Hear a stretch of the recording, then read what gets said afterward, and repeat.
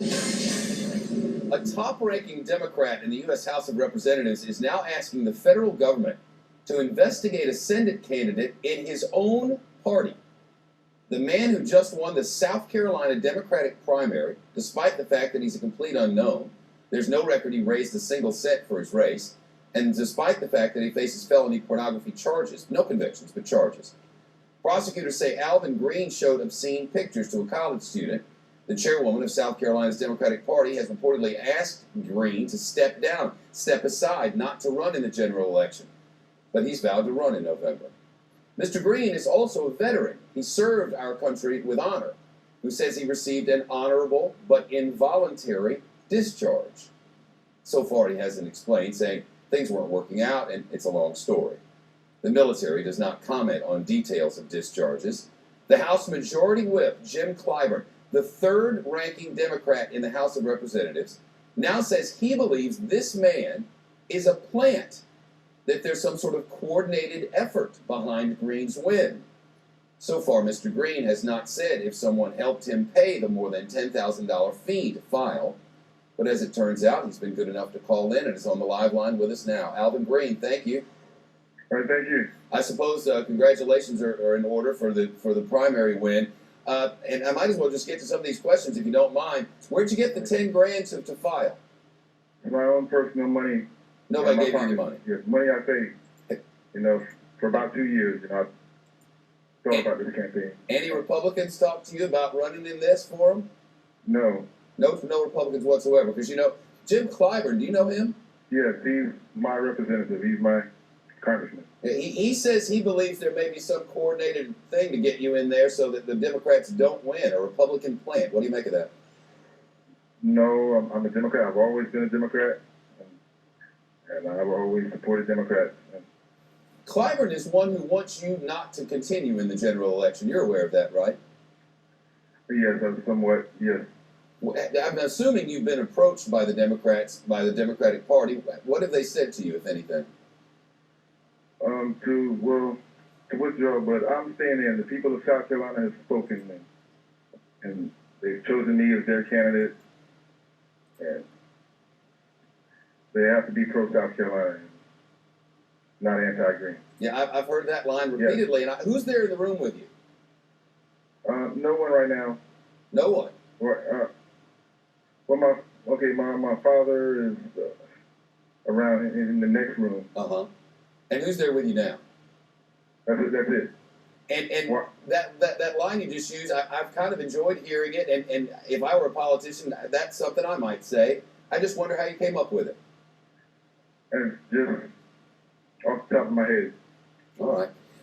What the critics are saying is you didn't spend, besides the filing fee, Mr. Greene, you didn't spend any money on this campaign, right?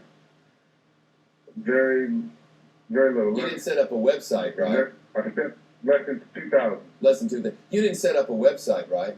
No.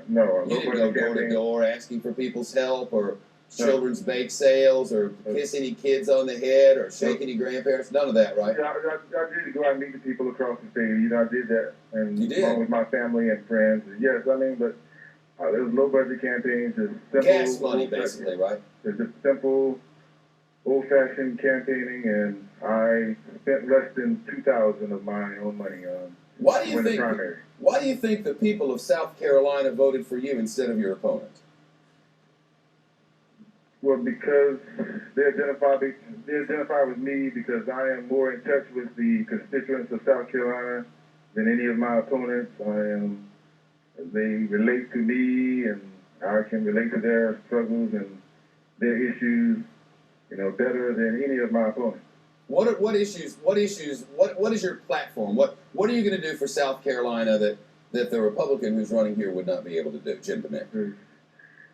Well, my jobs, education, and justice. South Carolina's way down there on the education list. Yes. And as a Mississippian to say that, you'll have to forgive me. But it is down on that list, and I just wonder what you're going to do to improve South Carolina's education system if you were given that opportunity. Well, we spend more than 2 times more of our tax dollars on inmates than students. So, we can prioritize that budget there. we can do something about that. Education better than we want. You know what people in your own party are saying, Mr. Greene, is that the reason people voted for you is, alphabetically speaking, you were first on the list, and that's why you got some 58, 59% from the good voters and the good folks of South Carolina. No, 60% is not luck. 60% is very decisive. You know, Mr. Greene, I like it, and you wouldn't be the first politician to ever work off talking points. But as I read today through the websites of all of the things that you said, every single word you said to me of substance today is repeated. For instance, I'm reading now from an article that's on a website. It says, it is not luck. If it was 51%, then maybe it would be luck. But 60% of the vote is no accident. You're saying the same things over and over again in the exact way you said them before. Are they written down? Okay. Well, I get asked the same questions all the time. Uh-huh. So I have the same answers for the same question. And to those who would say, I smell a rat, you would say, stop smelling? Yes. How do you plan to campaign for the general election against Jim DeMint? By focusing on the issues. You know, our incumbent representatives are responsible for, they're accountable for the situations here in South Carolina and across the country. And we ought to hold them to that. And what kind of campaigning do you plan to do? Well, I need support from the state Democratic Party and the National Democratic Party, but I need them behind me. You know you're not going to get that, though. Well, I have to, I'm the candidate.